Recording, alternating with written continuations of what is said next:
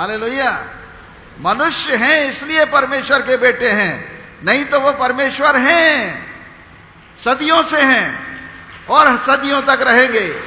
हजारों हजारों साल से हैं, अनंत काल से हैं, अनंत काल तक रहेंगे।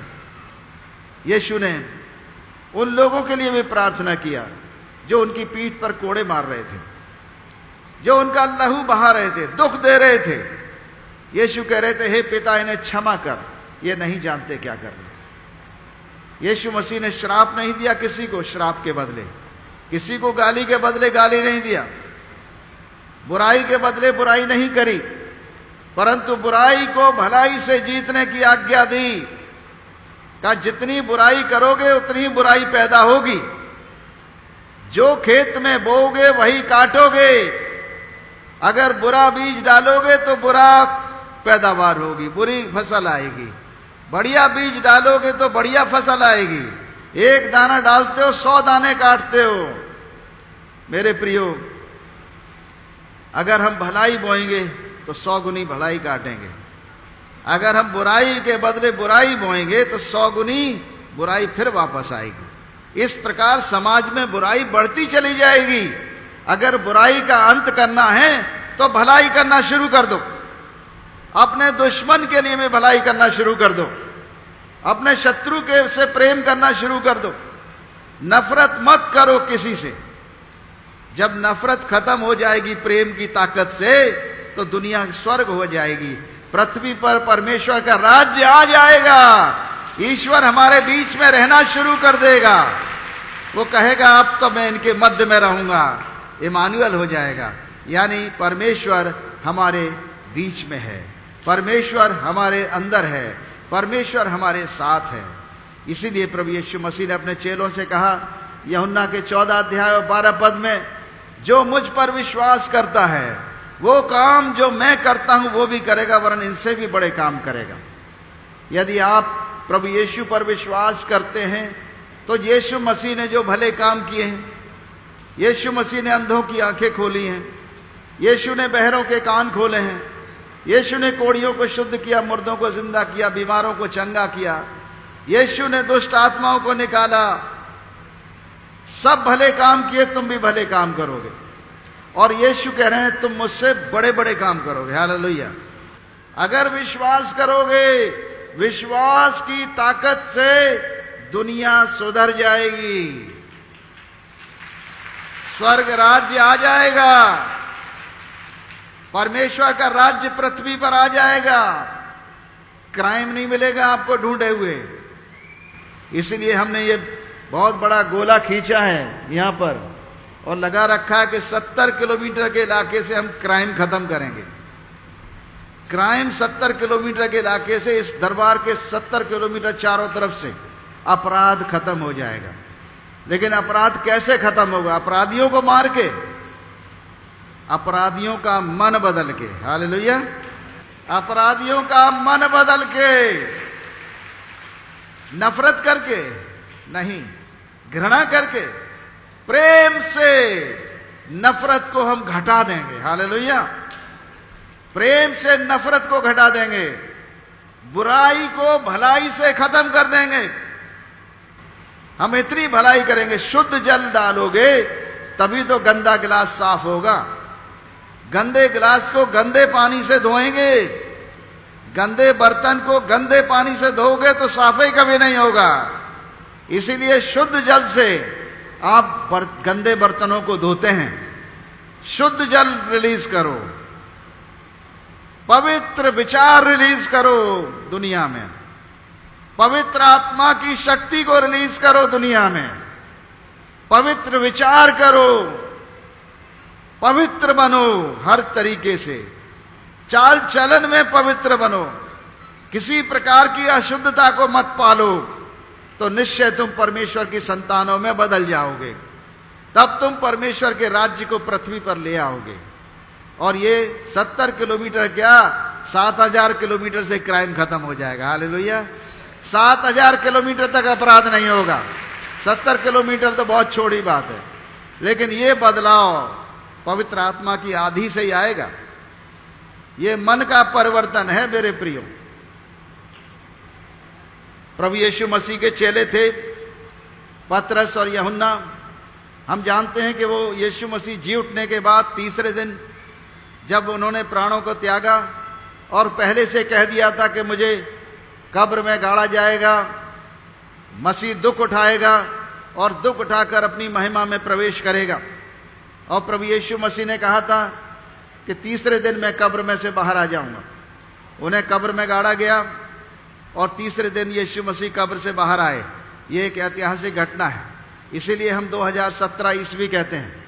2017 ईस्वी कहने का वजह यही है कि यीशु मसीह प्रभु है और वो मृत्यु के मृत्युंजय प्रभु है। मृत्युंजय प्रभु है, ऐसा नहीं है प्रभु, मृत्युंजय प्रभु है। वो मौत पर जय पाने वाला प्रभु है, एकमात्र मृत्यु को हराने वाला प्रभु है और सारी मनुष्य जाति के लिए जीवन देने वाला प्रभु है। बहुतायत का जीवन, अनंत जीवन देने वाला प्रभु है। यूहन्ना के 10 अध्याय और 10 पद में यीशु ने कहा, चोर चोरी करने और घात करने आता है, परंतु मैं इसलिए आया कि तुम जीवन पाओ और बहुतायत का जीवन पाओ। हालेलुया, जीवन पाओ और बहुतायत का जीवन पाओ। सोचो जरा, यीशु हमें हर जीवन के हर हिस्से में बहुतायत देना चाहता है। आज मुझे बड़ा दुख हुआ एक गवाही सुनकर। एक जवान लड़का अपनी मां की पेंशन के आने के लिए दुआ कर रहा था। मुझे इतना दुख हुआ कि कुछ कह नहीं सकता हूं। उस जवान लड़के को हमारे देश में मां की पेंशन पर निर्भर होने की आवश्यकता है। दुनिया में कहीं नहीं होता ऐसा, दुनिया में कहीं नहीं होता।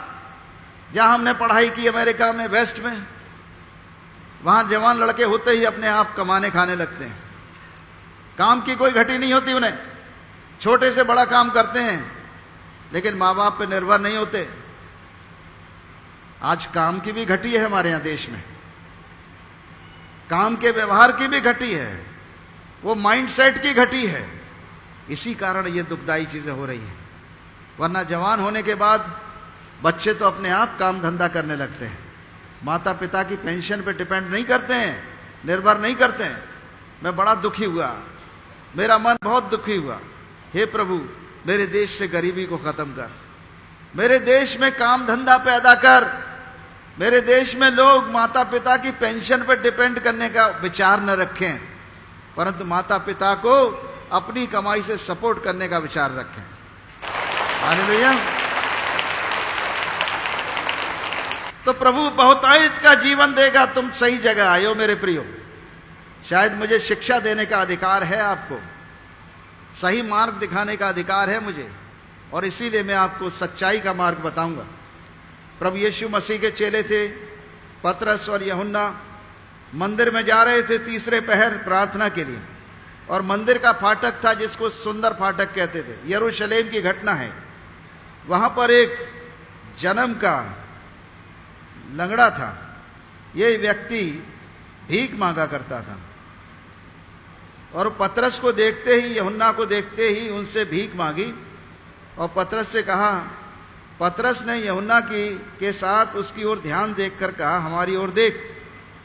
अतः कुछ पाने के लिए वो आशा रखते हुए उनकी ओर ताकने लगा कि वो भिखारी जो था रोज मंदिर के सुंदर फाटक पे बिठाल दिया जाता था भीख मांगने के लिए। जितने भले लोग आएंगे मंदिर में, वो सब कुछ ना कुछ दान देते हुए चले जाएंगे उसको। यानी मंदिर में दान देने की प्रथा थी यरूशलेम के अंदर, भिखारियों को, कमजोर लोगों को, गरीब लोगों को।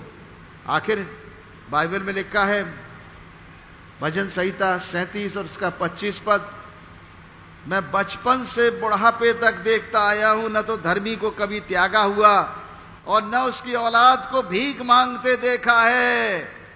तो आखिर ये औलादें जो भीख मांग रही हैं किसकी हैं? ये धर्मी पापा की नहीं है, धर्मी पिता की औलादें नहीं है।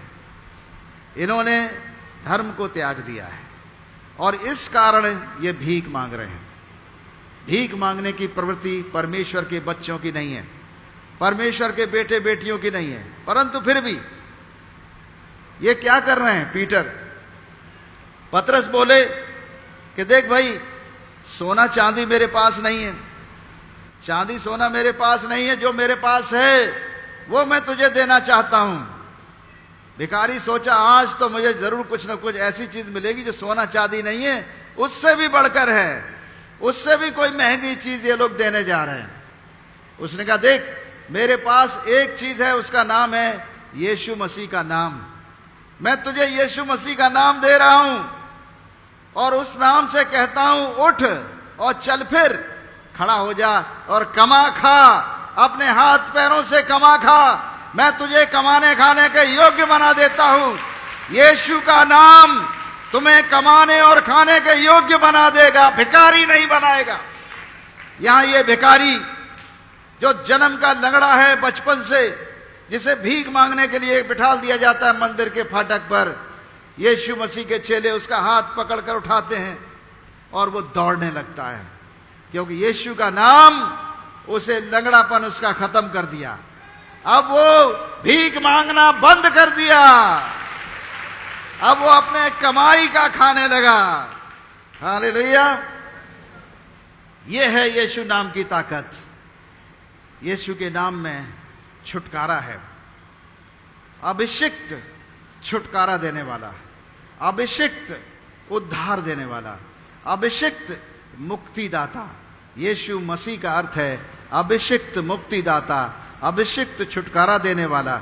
जब उस नाम को हम किसी बीमार पर रिलीज करते हैं, यीशु का नाम, तो अभिषिक्त छुटकारा देने वाला, अभिषिक्त उद्धार करने वाला उस मनुष्य पर उतरता है और उसका रोग खत्म हो जाता है। दुष्ट आत्माएं भाग जाती हैं, बीमारियां छोड़ देती, दुर्बलताएं दूर हो जाती हैं, गरीबी भाग जाती है, भिखारीपन खत्म हो जाता है, भिखारी नहीं रह जाता वो। इसलिए यीशु मसीह के मानने वाले लोग भिखारी नहीं मिलेंगे दुनिया में, कहीं कहीं भीख मांगते हुए नहीं मिलेंगे। यीशु मसीह आपको इस काबिल बना देता है कि आप दूसरों की मदद करें, खुद भिखारी न रहें। आमीन। आज यदि आपके जीवन में दुर्बलताएं हैं, निराशाएं हैं, कमजोरियां हैं और आप सोचते हैं कि आप कुछ नहीं कर सकते हैं, यीशु मसीह आज आपको, उसका नाम आपको शक्ति देगा। यीशु मसीह का नाम आपको ताकत देगा, कुव्वत देगा, पवित्र आत्मा का अभिषेक देगा कि वो अभिषेक शैतान के जुए को आपके जीवन से तोड़ देगा और आपके घर में आशीष और बहुतायत का जीवन आएगा।